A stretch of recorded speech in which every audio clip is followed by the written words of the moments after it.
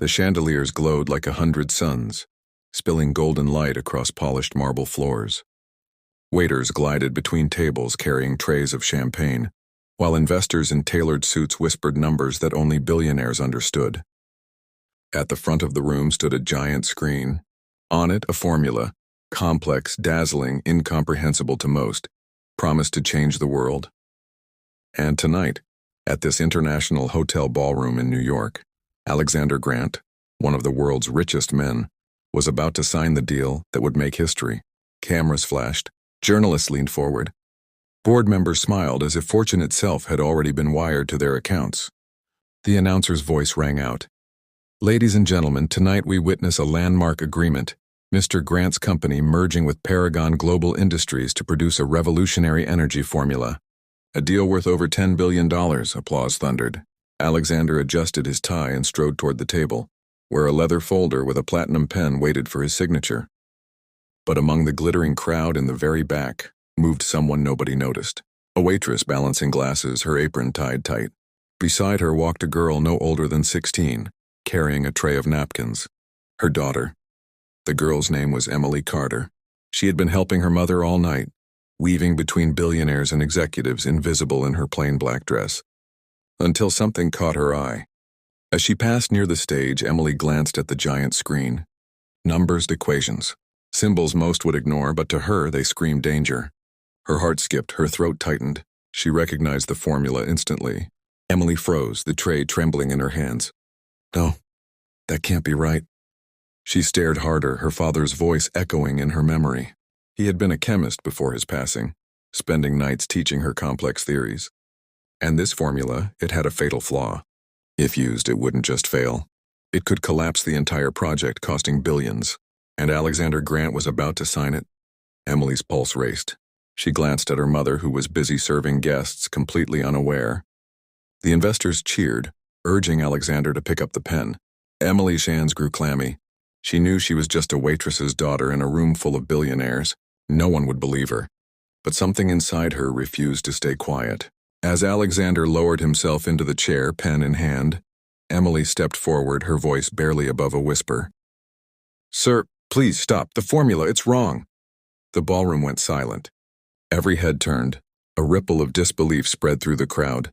A billionaire frozen mid-signature, a teenager standing with trembling hands, and a whisper that would change everything. For a moment the room was so quiet that the hum of the chandeliers felt deafening. Alexander Grant looked up slowly from the folder, his brows narrowing. The investors around him shifted in their seats, irritated, confused. "Who said that?" Alexander's voice cut through the silence like a blade. All eyes swung toward the back, where Emily stood frozen, clutching her tray. Her mother gasped, nearly dropping a stack of glasses. "Emily, what are you doing?" "Apologize," she whispered urgently, tugging her daughter's arm. But Emily's voice came again, firmer this time. "The formula is wrong. There's a mistake. If you sign this deal, it will fail." The room erupted. Laughter rippled from the tables of investors. One man in a navy suit leaned back, smirking. "A waitress's daughter correcting billion-dollar scientists? That's rich." Another scoffed. "Get her out of here before she embarrasses herself further." Emily's cheeks burned, but she didn't move. She kept her eyes locked on Alexander, who, unlike the others, didn't laugh. He studied her carefully. "Step forward," he commanded. Gasps filled the air. The waitress, Emily's mother, turned pale. "Mr. Grant, please, she's just a child. She doesn't mean any harm." "Step forward," Alexander repeated, his tone sharper now. Emily's heart pounded as she walked toward the stage, every step echoing. She felt hundreds of eyes on her, every whisper slicing into her. The investors looked outraged. A woman in a diamond necklace hissed, "This is absurd. We don't have time for this circus." Alexander held up a hand, silencing them. His gaze fixed on Emily. "You said the formula is wrong. Do you even know what this formula is?" Emily swallowed hard, her voice steady despite the tremble in her hands. "Yes, it's an energy conversion formula. But the sequence of variables right there in the third equation, it's inverted. If you process it the way it's written, it won't generate sustainable output. It will collapse." The room fell quiet again. A few investors exchanged puzzled glances. Most had no idea what she was talking about. One man burst out laughing. "What nonsense, she's bluffing." But Alexander didn't laugh. He leaned back in his chair, his eyes narrowing further. And how would you know this? Emily's throat tightened. Memories flashed. Her father's voice late at night, teaching her formulas, writing them out on scrap paper. The pride in his eyes when she solved problems faster than he did. My father was a chemist, she said softly. He used to show me his work. I studied with him every night. I grew up around these equations. I know what I saw, the investors murmured. Some rolled their eyes. But Alexander's expression shifted ever so slightly. A flicker of interest. He tapped the table with his pen. Bring me the projection file, he ordered his assistant. The investors protested loudly. Mr.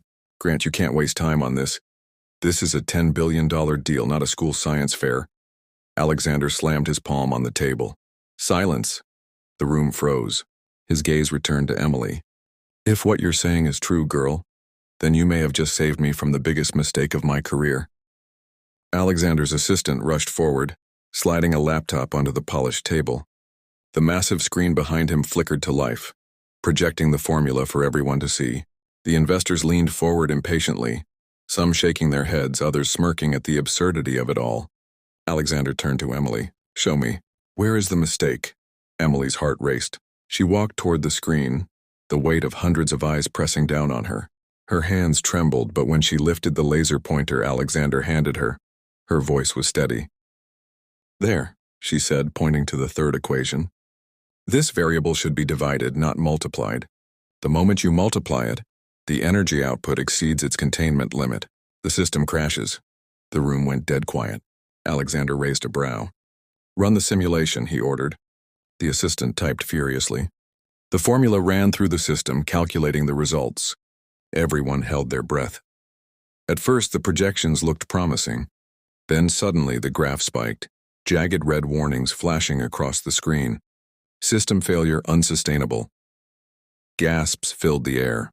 Emily's mother clasped her hand to her mouth, horrified and proud all at once. The investors, however, were livid. This is ridiculous, one of them barked. Some girl just humiliated us in front of our own deal. Another stood, his face red. She sabotaged it. She doesn't know what she's talking about. But Alexander didn't listen to them. He leaned forward, staring at the screen with icy focus. Now, correct it. Show me the right sequence. Emily froze. She hadn't expected this. Her voice wavered. I don't know if you saw the mistake, Alexander interrupted firmly. Now fix it. Her hands shook as she grabbed the stylus.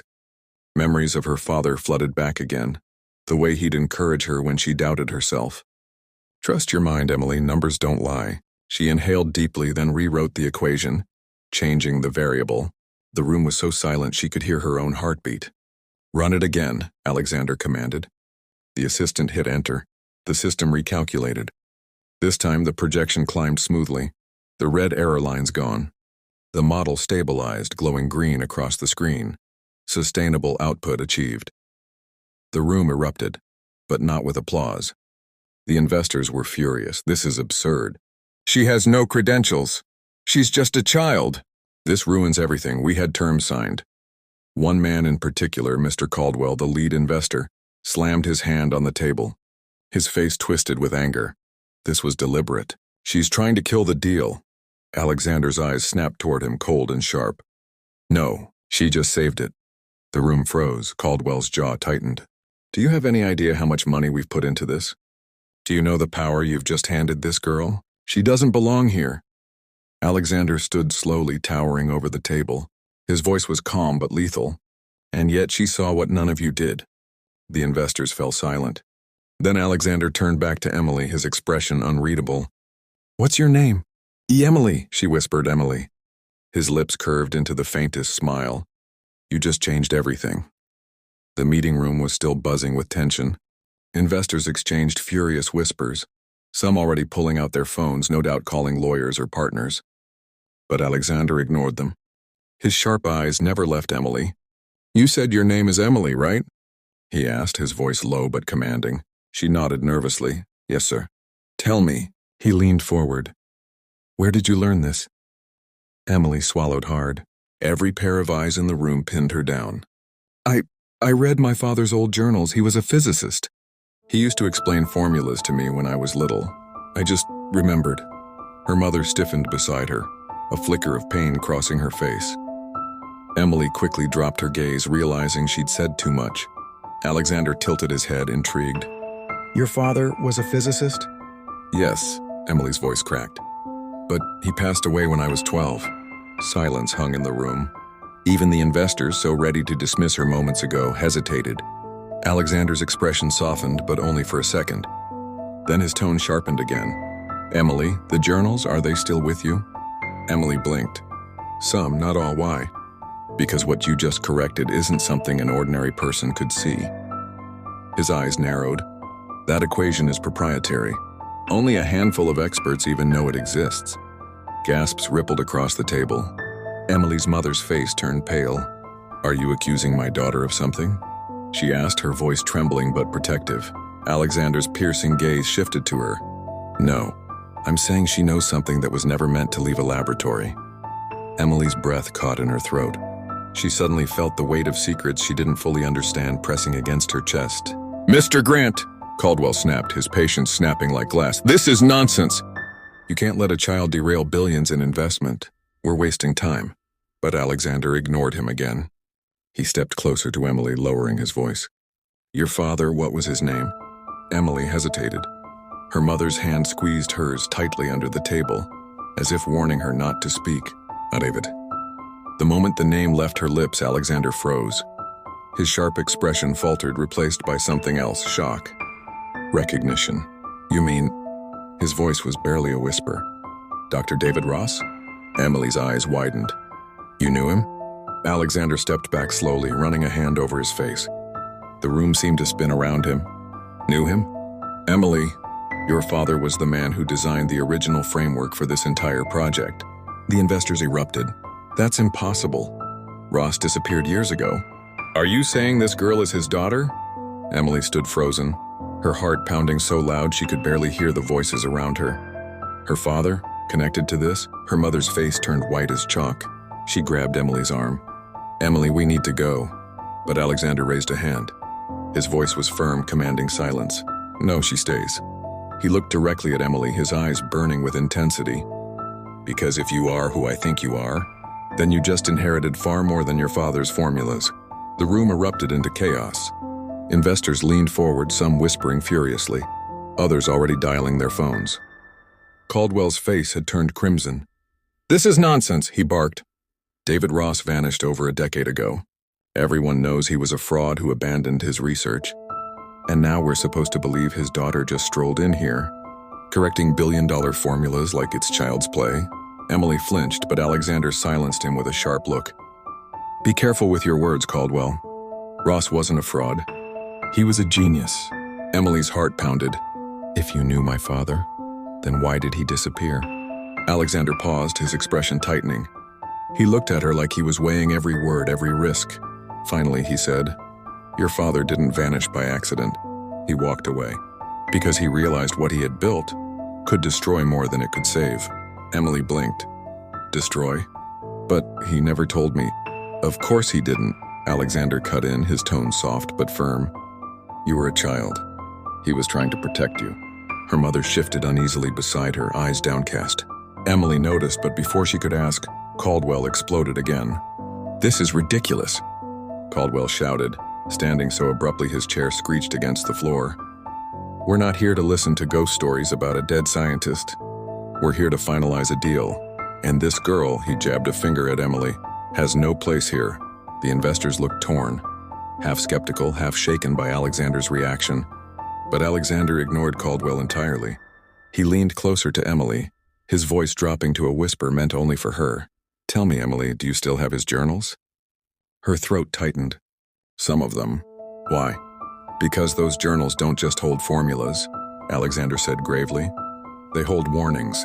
Warnings the world ignored. The word sent a chill through her.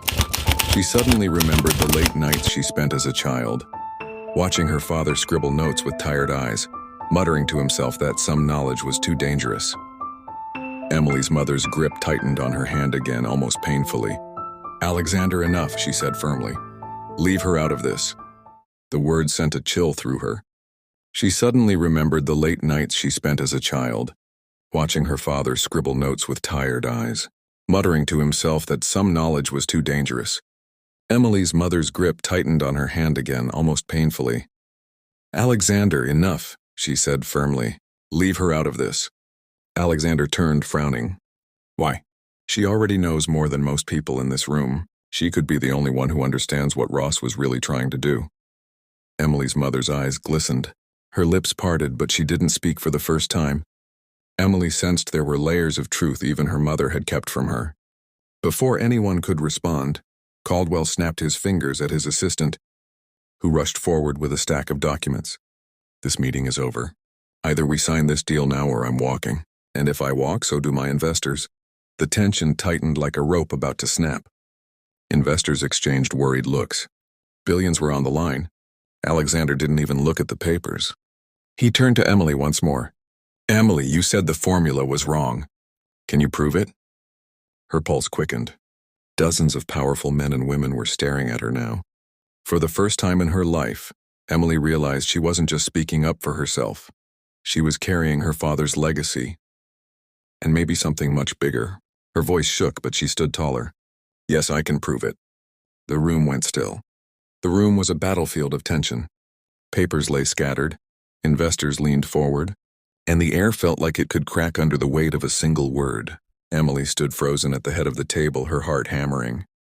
Alexander's voice was steady, pushing her forward. "Show them, Emily. Prove it."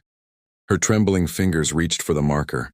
She walked to the glossy whiteboard, every step echoing louder than the last. Caldwell scoffed loudly, arms crossed. "This is absurd.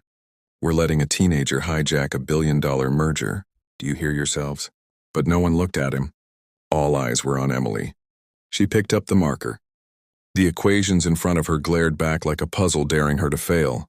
For a moment, doubt threatened to consume her. Then she remembered her father's voice. "Math doesn't lie, Emily. People do." Her hand moved swiftly, crossing out symbols, rearranging terms, rewriting variables. Lines of numbers and letters flowed from her memory. Minutes passed. Investors leaned closer, whispering. Even Caldwell's smugness faltered as the formula transformed under Emily's hand. Finally, she stepped back, breathing hard. "This," she pointed at the corrected formula, "is what my father warned about. The original equation works in theory, but in real-world application it collapses. That's why he walked away. He wasn't abandoning the project. He was stopping it from destroying everything." Silence. Then one investor muttered, She's right." Another leaned forward. "This explains the inconsistencies we've been covering for years." Murmurs spread until even Caldwell's allies were shaking their heads. His face went pale. "This is ridiculous." "She's bluffing." But Alexander slammed his palm on the table, silencing him. "No, she isn't bluffing. I worked with David Ross. I know his work. This," he gestured to Emily's equations, "is Ross's daughter carrying on his legacy." Caldwell's face twisted with rage. "You'll regret this. You're throwing away billions." But the investors no longer listened. Caldwell stormed out, slamming the door, his empire crumbling in a single night. Emily's legs trembled. She dropped the marker, afraid she'd collapse. But Alexander stepped forward, steadying her with a firm hand on her shoulder. "You just saved every person in this room from disaster," he said, his voice softer now. "Your father would be proud." Her mother's eyes brimmed with tears. For the first time in years, Emily felt the shadow of her father not as an absence, but as a presence standing beside her. "Emily," Alexander continued, "if you ever choose to follow his path, that my company's doors are open to you." Emily smiled faintly, her chest swelling with pride she never thought she'd feel. She wasn't just a waitress's daughter anymore. She was her father's legacy, strong, brilliant, and unafraid to speak the truth. As the investors left one by one, Alexander lingered for a moment. He leaned close and whispered, "Remember this. What you carry isn't just knowledge. It's power. And the world will try to take it from you. Guard it well." Emily nodded. She didn't know what the future held. But tonight, in the heart of a world far bigger than she ever imagined, she had found her voice. And for the first time, she believed it was powerful enough to change everything.